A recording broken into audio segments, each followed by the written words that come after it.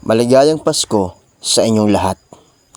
Naghanda ako ng pagkain para ipamigay natin sa mga tao na kung saan-saan lang sila natutulog o nalilipasan ng gabi. Sa ganitong paraan, meron man lang silang makain at mapasaya natin sila ngayong Pasko. Gawing makabuluhan ang Paskong ito, hindi lamang sa mga regalong material, kundi mga ngiti na maibibigay natin sa iba. Pagtitiganan ng Bataillon or Assembly ng Pope Francis Chapel Kaarabo, alas 3 kapulong. Alas 4, pagbubuhaton ang prosesyon ng Kanoling Katedral.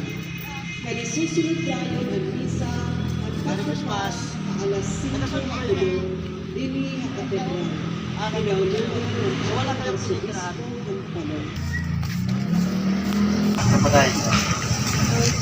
May mineral water po ako dito. Thank you. Merry Christmas.